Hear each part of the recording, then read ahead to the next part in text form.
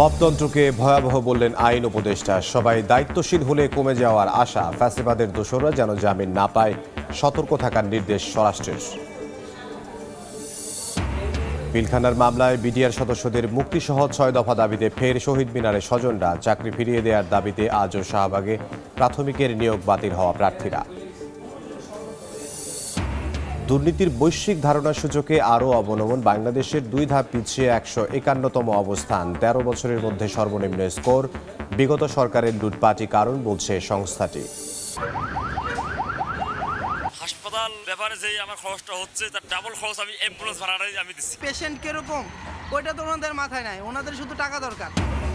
বেহাল দেশের সরকারি অ্যাম্বুলেন্স সেবা। সিন্ডিকেটের দখলে বেসরকারিগুলো হাতিয়ে নিচ্ছে কয়েক গুণ বাড়তি ভাড়া। নিয়মে আনতে রেগুলেটরি বোর্ড করার পরামর্শ। এবং অপ্রাপ্তবয়স্ক শিশু নিয়ে হজ পালন নিষিদ্ধ করল সৌদি আরব। অতিরিক্ত ভিড়, ঝুঁকি ও পরিবহন সমস্যা এড়াতে নতুন সিদ্ধান্ত। আগের বছরের বঞ্চিতরা পাবেন অগ্রাধিকার।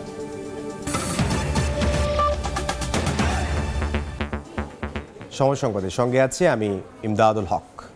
মপতন্ত্রকে ভয়াবহ বললেন আইন উপদেষ্টা ডক্টর আসিফ নজরুল। সবাই দায়িত্বশীল হলে অপরাধ কমে যাওয়ার আশা তার। এদিকে ফ্যাসিবাদের দোসররা যেন জামিন না পায়, সতর্ক থাকার নির্দেশ দিয়েছেন স্বরাষ্ট্র উপদেষ্টা জাহাঙ্গীর আলম চৌধুরী।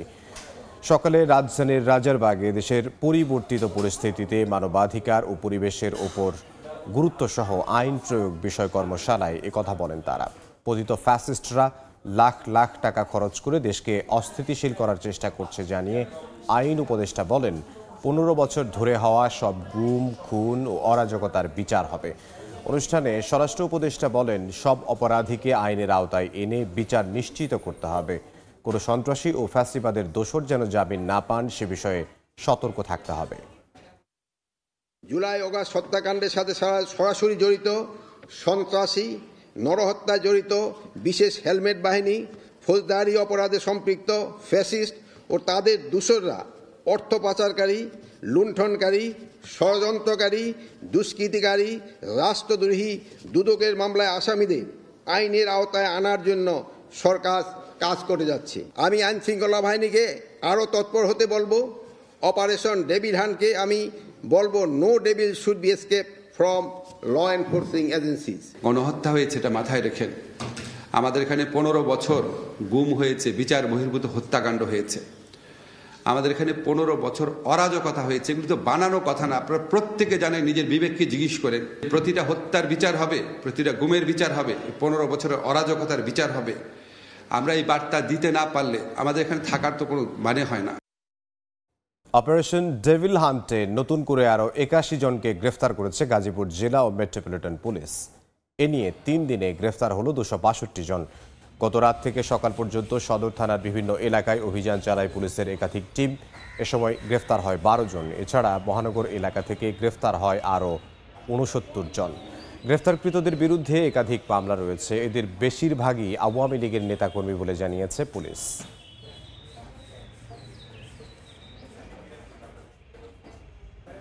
হবিগঞ্জ 2 আসনের সাবেক সংসদ সদস্য অ্যাডভোকেট আব্দুল মজিদ খানকে আটক করেছে ঢাকা মহানগর গোয়েন্দা পুলিশ। সোমবার রাতে রাজধানীর ফার্মগেট থেকে তাকে আটক করা হয়। জুলাই বৈষম্য বিরোধী আন্দোলনে ছাত্র জনতার উপর হামলার ঘটনায় মজিদ খানের বিরুদ্ধে একাধিক মামলা রয়েছে। হবিগঞ্জ 2 আসন থেকে নবম, দশম ও একাদশ নির্বাচনে টানা 3 বার সংসদ সদস্য নির্বাচিত হন তিনি। ছিলেন হবিগঞ্জ জেলা আইনজীবী সমিতির সভাপতিও। 6 দফা দাবিতে আবারও অবস্থান কর্মসূচি পালন করছেন চাকরিচ্যুত বিডিআর সদস্য সহ ভুক্তভোগী পরিবারের সদস্যরা। সকাল 9টায় কেন্দ্রীয় শহীদ মিনারে শুরু হয়েছে এ কর্মসূচি। পিলখানা ট্র্যাজেডির 2 মামলায় দণ্ডিতদের কারামুক্তি, মামলার পুনঃতদন্ত, চাকরিচ্যুতদের পুনর্বহাল ও পুনর্বাসনের দাবি জানান আন্দোলনকারীরা। বলেন, অপরাধ না করেও অনেককে কারাভোগ করতে হয়েছে। একই সঙ্গে সাজার মেয়াদ শেষ হলেও এখনও জেল খাটছেন অনেকে। তাদেরকে দ্রুত মুক্তি দিতে হবে। গতকাল 3 শতাধিক বিডিআর সদস্যের জামিন শুনানি হলেও আদেশ দেননি আদালত। এজন্য হতাশা জানান ভুক্তভোগী পরিবারের সদস্যরা। এটা সঠিক তদন্ত করা হোক, সঠিক তদন্ত করে সেটার সঠিক ন্যায় বিচার করা হোক। আমরা চাই যে নির্দোষ বাবা এবং ভাইরা জেল হতে মুক্তি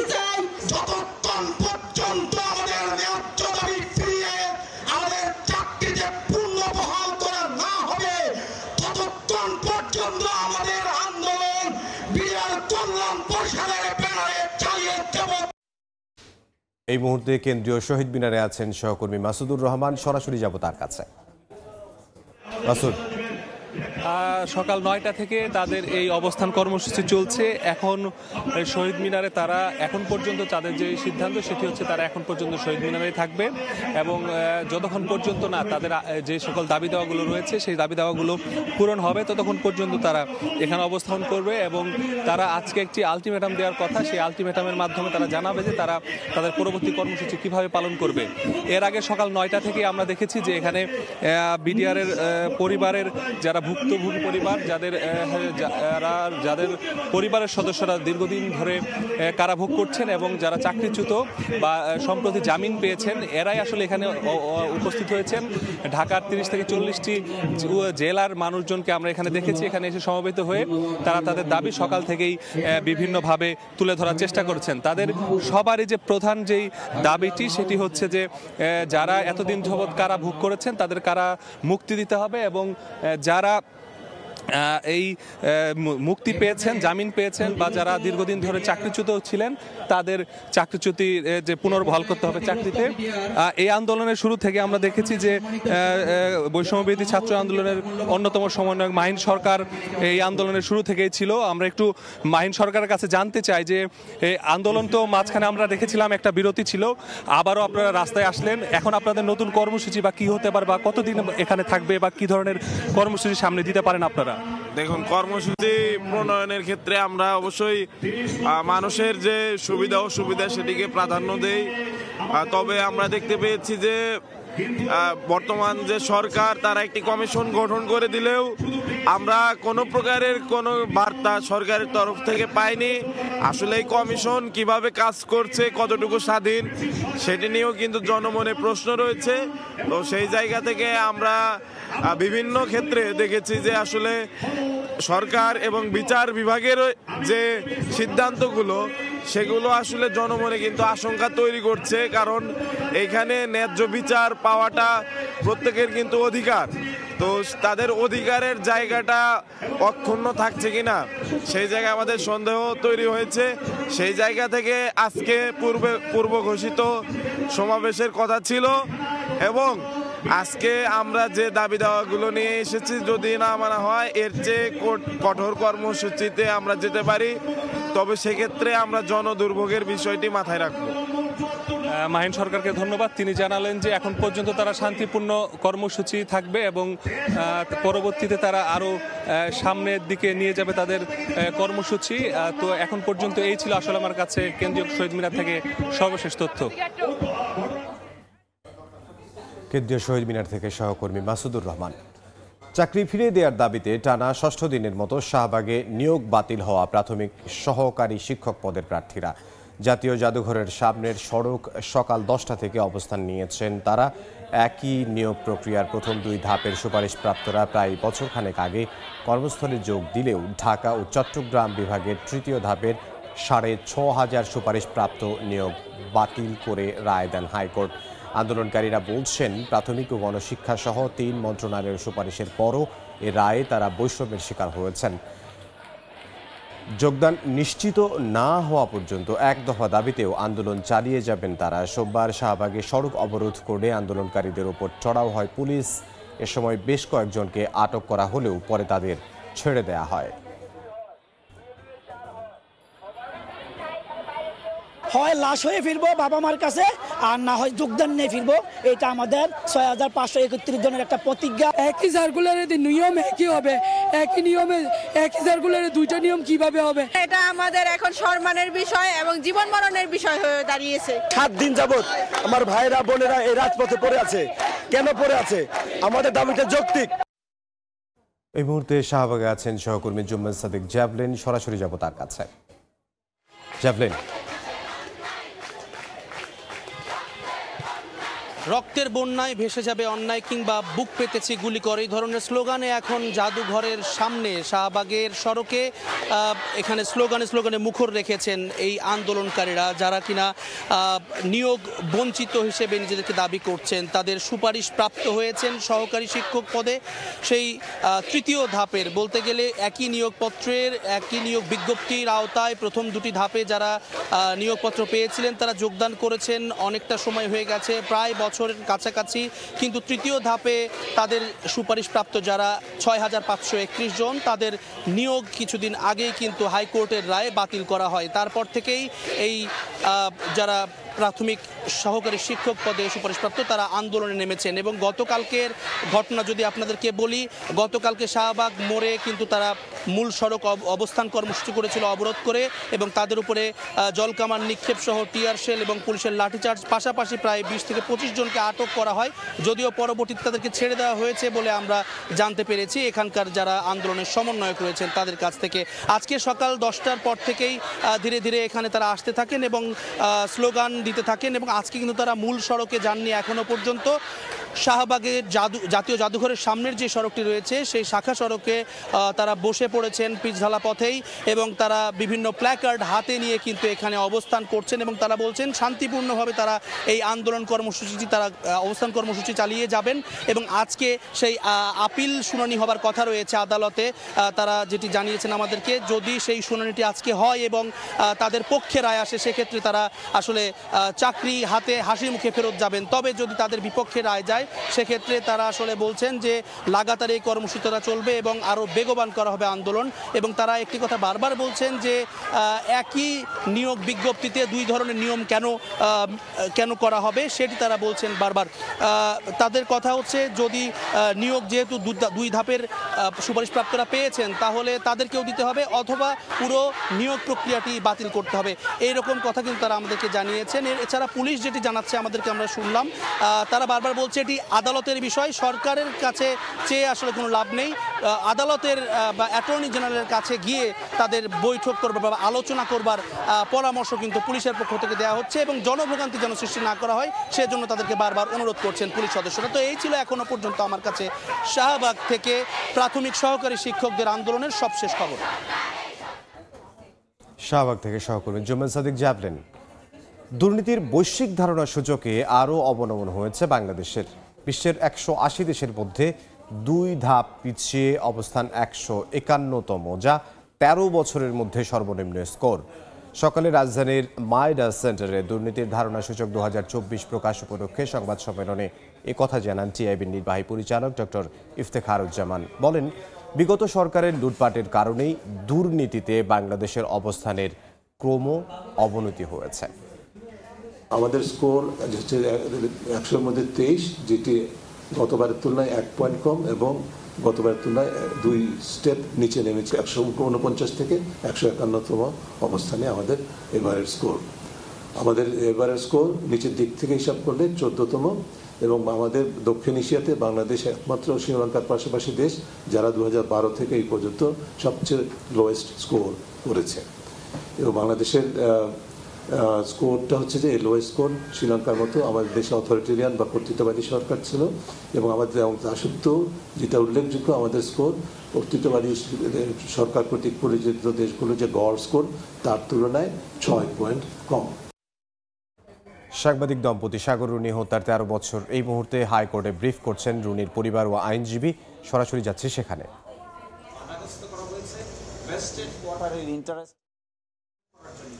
তদন্ত প্রক্রিয়াকে সঠিক আইনিভাবে পরিচালিত হতে দেওয়া হয়নি, এগুলোও তদন্তের পার্ট হবে। সেখানে কারা কারা ছিলেন, কারাই অবস্ট্রাকশন দিয়েছেন, কিভাবে অবস্ট্রাকশন দিয়েছেন, আগের যারা রিট পিটিশন করেছিলেন তারাই বা কেন রিট পিটিশন করেছিলেন, কেন র্যাবকে সেই দায়িত্ব দেওয়া হয়েছিল।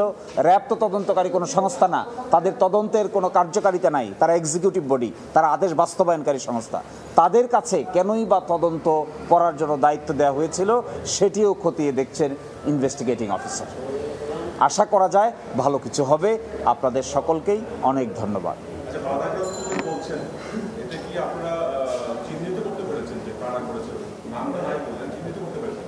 হ্যাঁ, আমরা বলছি যে অতীতে উচ্চ পর্যায় থেকে এখানে অবস্ট্রাকশন ক্রিয়েট করা হয়েছে, এই উচ্চ পর্যায়টা তদন্ত রিপোর্ট আইডেন্টিফাই করে আপনাদের সামনে দেখানো হবে। আপাতত তদন্তের স্বার্থে এই উচ্চ পর্যায়ের সুনির্দিষ্ট গতিবিধি বলাটা সমীচীন নয় বলে আমরা মনে করি।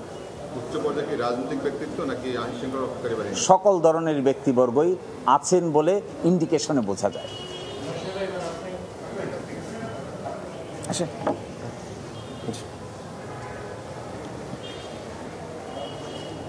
কি বলবো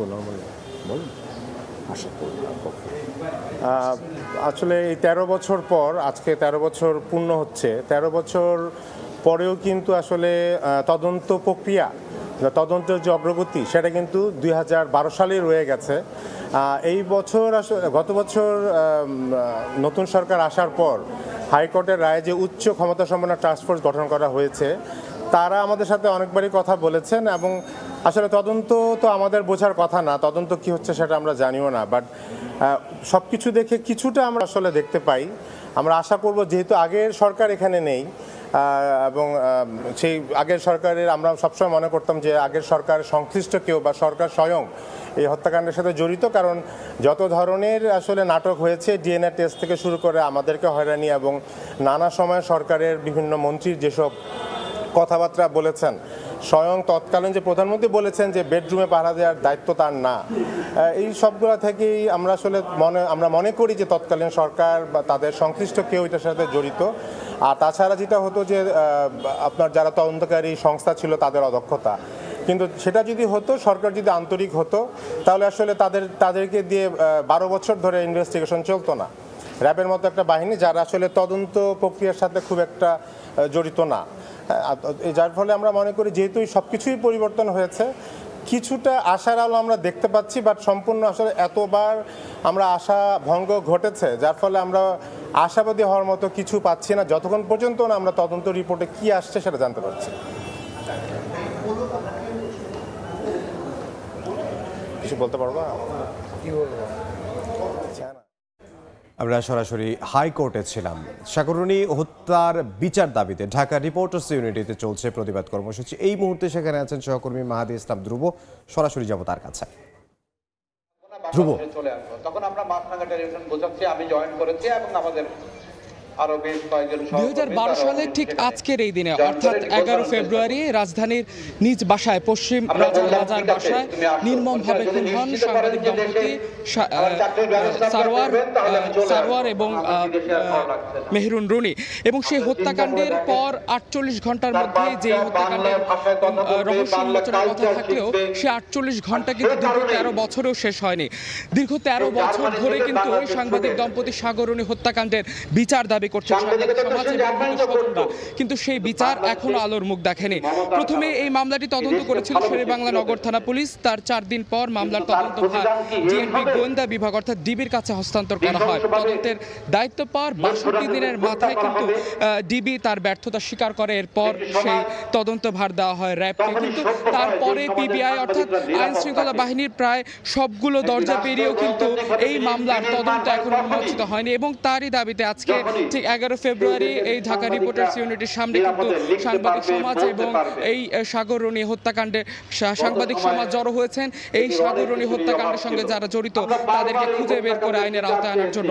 এবং এখান থেকে যে দাবি উঠানো হচ্ছে যে দীর্ঘ 13 বছর ধরে এই সাগররনী হত্যাকাণ্ডের বিচার তারা দাবি করে আসছিল সাংবাদিক সমাজ, কিন্তু সেই বিচার কিন্তু এখনো আলোর মুখ দেখেনি। এবং এখান থেকে আজকে যেটা বলা হচ্ছে যে নতুন সরকার, অন্তর্বর্তী সরকারের মাধ্যমে তাদের প্রত্যাশা যে অন্তর্বর্তী সরকারের মাধ্যমে আজকে সাগররনী হত্যাকাণ্ডের বিচার উন্মোচিত হবে, সাগররনী হত্যাকাণ্ডের বিচার নিশ্চিত হবে। এখানে সাংবাদিকরা যেটা বলছেন, এখানে সাংবাদিকদের যেটা বলছেন যে দীর্ঘ 13 বছর ধরে 48 ঘন্টায় স্বরাষ্ট্রমন্ত্রী, তৎকালীন স্বরাষ্ট্রমন্ত্রী বলেছিলেন 48 ঘন্টার মধ্যে এই বিচার নিশ্চিত হবে, কিন্তু 13 বছরেও যে বিচার নিশ্চিত হয়নি, সেই বিচার এবার অন্তর্বর্তী সরকারের আমলে সেই বিচার নিশ্চিত হবে বলে প্রত্যাশা এখানকার সাংবাদিক সমাজের। তো এই ছিল এখান থেকে আমার কাছে সবশেষ। ঢাকা রিপোর্টার্স ইউনিটির সামনে থেকে সহকর্মী মাহাদি ইসলাম ধ্রুব। সময় সংবাদে আরও থাকছে। রমজান সামনে রেখে ফ্যাব্রিকারের বাইরে ট্রাক সেলে অতিরিক্ত 9000 মেট্রিক টন খাদ্যপণ্য বিক্রি করবে টিসিবি, পাবে 12 লাখ পরিবার, জানালেন বাণিজ্য উপদেষ্টা। ইউএনডিপি সহ 18টি উন্নয়ন সহযোগী দেশের রাষ্ট্রদূতদের সঙ্গে বৈঠকে বসেছে নির্বাচন কমিশন। বেলা 11টায় রাজধানীর আগারগাঁওয়ে নির্বাচন ভবনে বৈঠক শুরু হয়। এতে প্রধান নির্বাচন কমিশনার AM নাসির উদ্দিন সহ অন্য কমিশনাররাও অংশ নিয়েছেন। ভোটার তালিকা হালনাগাদ কর্মসূচিতে সক্ষমতা বৃদ্ধিতে সহায়তা করছে ইউএনডিপি। ত্রয়োদশ জাতীয় সংসদ নির্বাচন সামনে রেখে কমিশনের প্রস্তুতির বিষয়ে বৈঠকে আলোচনার কথা রয়েছে। এই মুহূর্তে আগারগাঁও নির্বাচন কমিশন সচিবালয়ে আছেন সহকর্মী কাউসারা চৌধুরী কুমু। সরাসরি যাব তার কাছে।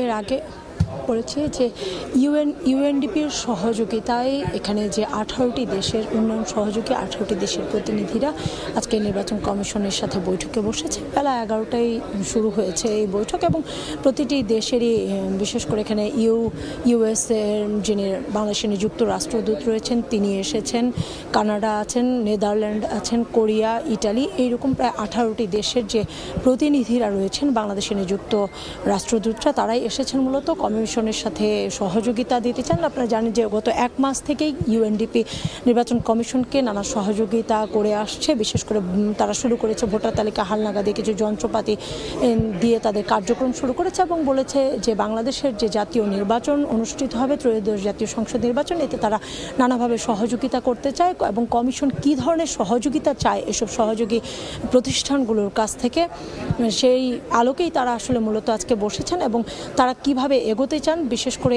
এই নির্বাচন যাতে করে প্রশ্নবিদ্ধ না হয়, একটি নিরপেক্ষ সুষ্ঠু নির্বাচন অনুষ্ঠিত হয়, তারা বলেছে যে সেভাবেই তারা সহযোগিতা করবে। কারণ অতীতের নির্বাচনগুলো নিয়ে নানা রকম প্রশ্ন রয়েছে, নানা রকম আলোচনা রয়েছে।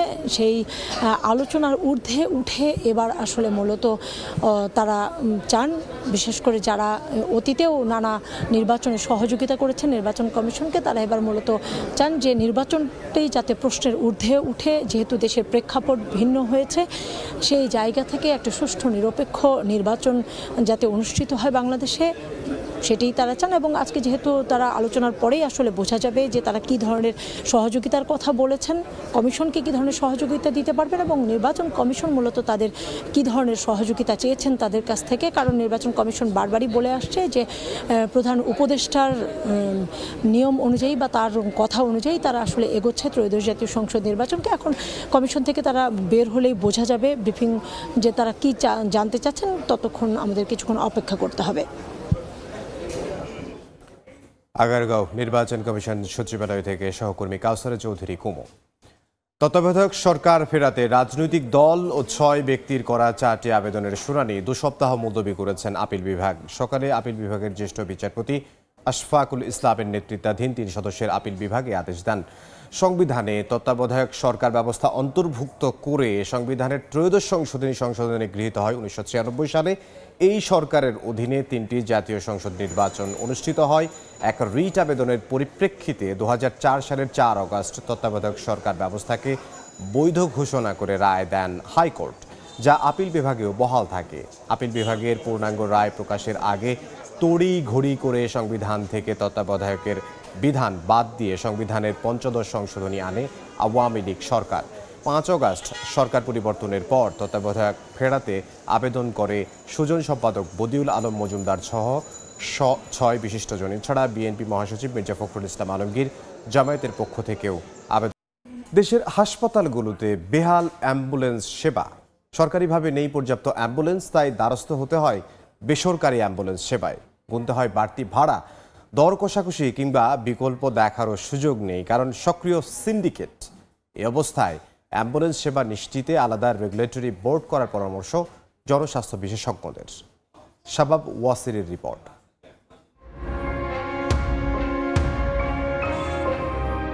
ঢাকা মেডিকেল কলেজ হাসপাতালের জরুরি বিভাগ, সামনের গেটে সারি সারি দাঁড়িয়ে আছে বেসরকারি অ্যাম্বুলেন্স। হাক ডাক দিয়ে তুলে নিচ্ছেন রোগী, বাগিয়ে নেওয়া হচ্ছে উচ্চ ভাড়া। এক ভুক্তভোগী জানালেন তার অভিজ্ঞতা। চট্টগ্রাম থেকে আসা অসুস্থ বাবাকে প্রথমে নিউরোসায়েন্স, পরে সরওয়ার্দী মেডিকেল হয়ে ঢাকা মেডিকেল কলেজ হাসপাতাল। শুধুমাত্র অ্যাম্বুলেন্স ভাড়ায় গুনতে হয়েছে 18,000 টাকা। হাসপাতাল ব্যাপারে যে আমার খরচটা হচ্ছে তার ডাবল খরচ আমি অ্যাম্বুলেন্স ভাড়াটাই আমি দিচ্ছি। প্রথম আসছি ভাই, এখন যাই যেটা চাচ্ছে এটাই কম বেশি করে আমরা দিচ্ছি। সুমন মিয়ার মতো প্রতিদিনই এমন পরিস্থিতির শিকার হচ্ছেন অনেকেই। চিটাং রোড থেকে নিউরোসায়েন্স 3,000 টাকা, ওইখান থেকে যেখানে গেলাম ওইখানে 2,000 টাকা, মানে অর্ধেক রাস্তায় গিয়ে বলছে। এইখান থেকে আবার সরওয়ার্দী 2,000, সরওয়ার্দী থেকে আবার ঢাকা মেডিকেল 2,000। তুমি যে রাস্তা যদি একটা অ্যাম্বুলেন্স 1500 টাকা নেই, তাহলে এগুলো কেমন হয়? পেশেন্ট কিরকম ওইটা তো ওনাদের মাথায় নাই, ওনাদের শুধু টাকা দরকার। সিন্ডিকেট সক্রিয় থাকায় বিকল্প খোঁজারও উপায় নেই। বাইরে থেকে অ্যাম্বুলেন্স কিংবা অন্য যানবাহন ব্যবহার করতে চাইলে তাতেও বাধা দেয় সিন্ডিকেট। আমি এটা না আরেকটা নিতে যাই, যা একটা নিতে পারবো না। সে আবার দেখা গেল আমি বাইরে থেকে একটা অ্যাম্বুলেন্স আনতে যাবো, ওরা দেবে না। একটা অ্যাম্বুলেন্স আনতে যান, তারাও আইবো না, বলতেছে হাসপাতালে তো আনা যাবো না, রোগীর আগে বাইরে নিয়ে যান। দামাদামি করতে চাই, তখন দেখা যাচ্ছে কেউই যেতে চায় না, তখন আমরা পড়ে যাই বিপদে। এ তো গেল বেসরকারি অ্যাম্বুলেন্সের কথা। সরকারি অ্যাম্বুলেন্সের কি হাল? খোঁজ নিয়ে দেখা গেছে 2800 শয্যা বিশিষ্ট দেশের বৃহত্তম সরকারি হাসপাতাল ঢাকা মেডিকেলে অ্যাম্বুলেন্স আছে মাত্র 8টি, তার মধ্যেও অকেজো পড়ে আছে কয়েকটি। একই চিত্র সরওয়ার্দী মেডিকেল ও মিডফোর্ডের। সরওয়ার্দীর অ্যাম্বুলেন্স সক্রিয় আছে 5টি আর মিডফোর্ডে মাত্র 2টি। সরকারি অ্যাম্বুলেন্সের স্বল্পতার কারণ ও এমন অবস্থার উন্নতি কেন হচ্ছে না, এমন প্রশ্নে ঢাকা মেডিকেল কলেজ হাসপাতালের পরিচালক বলেন, শয্যা, চিকিৎসা যন্ত্রপাতি ও কর্মচারী সংকট নিরসন করতে গিয়েই হিমশিম খেতে হচ্ছে প্রশাসনের। তাই অ্যাম্বুলেন্সের বিষয়টি কম গুরুত্ব পাচ্ছে। ওটি কম আছে, এটা বাড়ানো দরকার। আইসিইউ কম আছে, এটা বাড়ানো দরকার। যেটা ক্রাইং নিড যেগুলো, হ্যাঁ, তো সেগুলোতে আমরা ফোকাস করছি বেশি। বিশেষজ্ঞরা বলছেন দেশে ব্যবহৃত অ্যাম্বুলেন্সগুলির মান যাচ্ছে তাই। অ্যাম্বুলেন্স সেবা নিশ্চিতে আলাদা রেগুলেটরি বোর্ড করার পরামর্শ এই বিশেষজ্ঞের। ফার্স্ট এইডে অভ্যস্ত ট্রেন ড্রাইভার এবং অ্যাটেন্ডেন্টস থাকতে হয়, যারা অন্তত কিছু হেলথের জানে। মেডিকেল অ্যাটেন্ডেন্স বা ম্যান পাওয়ার এটার সাথে জড়িত, কিন্তু এটা হেলথ সার্ভিসের আওতায় থাকতে হবে তা নয়। এটা কিন্তু অন্য যে কোনো সার্ভিসের সাথে যেতে পারে if they properly maintain the things. সরকারি অ্যাম্বুলেন্সগুলির দুরবস্থা আর স্বল্পতার সুযোগ নিয়ে বেসরকারি অ্যাম্বুলেন্সগুলির বাড়তি ভাড়া আদায়, আর তার উপর আছে অ্যাম্বুলেন্স সিন্ডিকেটের দৌরত্ব। সব কিছু মিলিয়ে নাজেহাল অবস্থা দেশের হাসপাতালগুলির অ্যাম্বুলেন্স সেবার, যার সবচেয়ে বড় ভুক্তভোগী হচ্ছেন সাধারণ জনগণ, বিশেষ করে নিম্নবিত্ত আয়ের মানুষ। স্বাস্থ্য খাতের এই জরুরি সেবা নিশ্চিত করতে সরকারি পর্যায়ে কার্যকরী পদক্ষেপ এবং নজরদারি বাড়ানো এখন অত্যন্ত জরুরি হয়ে পড়েছে। ঢাকা মেডিকেল কলেজ থেকে শাবাব ওয়াসি, সময় সংবাদ। রমজান সামনে রেখে ফ্যামিলি কার্ডের বাইরে সারা দেশে ট্রাক সেলে অতিরিক্ত 9,000 মেট্রিক টন খাদ্যপণ্য বিক্রি করবে টিসিবি। এতে বাজার পরিস্থিতি সহনীয় থাকবে বলে জানিয়েছেন বাণিজ্য উপদেষ্টা শেখ বশির উদ্দিন।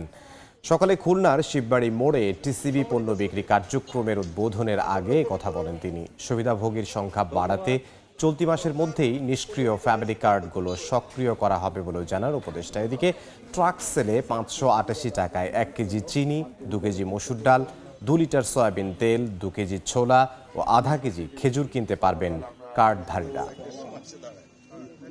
এই মাসের 24 তারিখের ভিতরেই যত কার্ডের অ্যাক্টিভেশন বাকি আছে এটা ইনশাল্লাহ অর্জিত হবে এবং এর বিনিময়ে সুবিধাভোগীদের সংখ্যা আরো বৃদ্ধি পাবে। এই সংখ্যাকে আরো বাড়ানোর জন্য 12 লক্ষ অতিরিক্ত পরিবারকে রমজানের শেষ দিন পর্যন্ত এই ট্রাকসেল কার্যক্রম চালু থাকবে।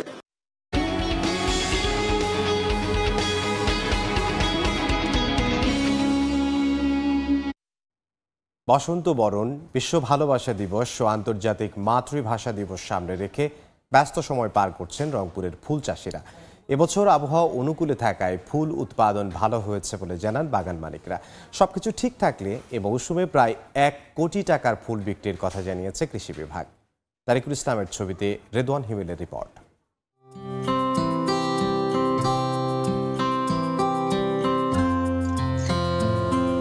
বসন্ত, বিশ্ব ভালোবাসা দিবস ও আন্তর্জাতিক মাতৃভাষা দিবস। সারা বছর ফুলের চাহিদা থাকলেও ফেব্রুয়ারির এই 3 দিবসকে ঘিরে ফুলের চাহিদা বাড়ে কয়েক গুণ। রংপুরের বিভিন্ন ফুলের বাগানে দোল খাচ্ছে লাল, সাদা, হলুদ সহ বাহারি রঙের গোলাপ। এখন চলছে শেষ সময়ের পরিচর্যার কাজ। আবহাওয়া অনুকূলে থাকায় বাণিজ্যিকভাবে চাষ হচ্ছে গাঁদা, চন্দ্রমল্লিকা, সূর্যমুখী, জারবেরা, রজনীগন্ধা সহ নানা জাতের দেশি বিদেশি ফুল। থাই আছে, গেন্দা আছে, তা বাজারে গোলাপ, লাল গোলাপ বিক্রি হয় 20 টাকা থেকে 25 টাকা। 21শে ফেব্রুয়ারি আর ভালোবাসা দিবস, এই দুইটাই আর কি গোলাপের চাহিদা বেশি। যশোর, তারপর আপনার কালীগঞ্জ, ওইখান থেকে আপনার মূলত ফুলটা আসে। এদিকে ফুল চাষ জনপ্রিয় করতে সব ধরনের সহযোগিতার কথা জানায় কৃষি বিভাগ। মাঠ পর্যায়ে উপসহকারী কৃষি কর্মকর্তা এবং আমাদের যে উপজেলা কৃষি কর্মকর্তা তারা কিন্তু তাদের সাথে যোগাযোগ রেখেছে এবং ফুল চাষে একটা সম্ভাবনার দিক দেখছি এবং এটি দিনকে দিন তারা এটি আরও বৃদ্ধি করবে। কৃষি বিভাগের তথ্য মতে রংপুর অঞ্চলে ছোট বড় মিলিয়ে 210টি বাণিজ্যিক ফুল বাগান রয়েছে। 3টি দিবসকে সামনে রেখে ফুল পরিচর্যায় যেন দম ফেলার ফুরসত নেই ফুল চাষিদের। এদিকে সবকিছু ঠিক থাকলে এই মৌসুমে প্রায় 1 কোটি টাকার ফুল বিক্রির সম্ভাবনার কথা জানিয়েছে কৃষি বিভাগ। রেদওয়ান হিমেল, সময় সংবাদ, রংপুর। অপ্রাপ্তবয়স্ক শিশুদের সঙ্গে নিয়ে হজ পালন নিষিদ্ধ করেছে সৌদি আরব। অতিরিক্ত ভিড়, পরিবহন সমস্যা সহ নানা ধরনের কঠিন পরিস্থিতি শিশু ও তাদের অভিভাবকদের জন্য বিপজ্জনক হতে পারে, এমন আশঙ্কা থেকে এই সিদ্ধান্ত নেওয়া হয়েছে। রিয়াদ থেকে আরিফুর রহমানের প্রতিবেদন। চলতি বছরের হজ মৌসুমে শিশুদের সঙ্গে নিয়ে হজ পালনের ওপর নিষেধাজ্ঞা আরোপ করেছে সৌদি আরবের হজ ও ওমরা মন্ত্রণালয়। স্থানীয় সময় রোববার মন্ত্রণালয়টির পক্ষ থেকে এই সিদ্ধান্তের কথা জানানো হয়। হজের সময় ভিড় ও পরিবহন সমস্যা সহ নানা ধরনের কঠিন পরিস্থিতি বিপজ্জনক হতে পারে শিশু ও তাদের অভিভাবকদের জন্য। শিশুদের নিরাপত্তা ও স্বাস্থ্য সুরক্ষার বিষয়টি চিন্তা করে এই সিদ্ধান্ত নেওয়া হয়েছে বলে খবর পাওয়া গেছে। এছাড়া সবার জন্য পবিত্র হজকে নিরাপদ করতেই দেশটি এই সিদ্ধান্ত নিয়েছে বলেও জানা যায়। নতুন এই নিষেধাজ্ঞা কার্যকর হওয়ার পাশাপাশি যারা আগের বছরগুলোতে হজে যেতে পারেননি তাদের এবার অগ্রাধিকার দেওয়া হবে। মন্ত্রণালয় জানায় এর মাধ্যমে হজের পুনরাবৃত্তি কমিয়ে আনা এবং মুসলিম উম্মাহর জন্য হজ পালনের বিষয়টি নিশ্চিত করা সম্ভব হবে। আরিফুর রহমান, সময় সংবাদ, সৌদি আরব। এ পর্যায়ে শীর্ষ সংবাদগুলো জানিয়ে দিচ্ছে আরও একবার। মপতন্ত্রকে ভয়াবহ বললেন আইন উপদেষ্টা। সবাই দায়িত্বশীল হলে কমে যাওয়ার আশা। ফ্যাসিবাদের দোসররা যেন জামিন না পায়, সতর্ক থাকার নির্দেশ স্বরাষ্ট্রের। পিলখানার মামলায় বিডিআর সদস্যদের মুক্তিসহ 6 দফা দাবিতে ফের শহীদ মিনারে স্বজনরা। চাকরি ফিরিয়ে দেওয়ার দাবিতে আজও শাহবাগে প্রাথমিকের নিয়োগ বাতিল হওয়া প্রার্থীরা। এবং দুর্নীতির বৈশ্বিক ধারণার সূচকে আরও অবনমন বাংলাদেশের, 2 ধাপ পিছিয়ে 151তম অবস্থান। 13 বছরের মধ্যে সর্বনিম্ন স্কোর। বিগত সরকারের লুটপাটই কারণ বলছে সংস্থাটি। এই ছিল সময় সংবাদের সঙ্গে থাকুন সময়।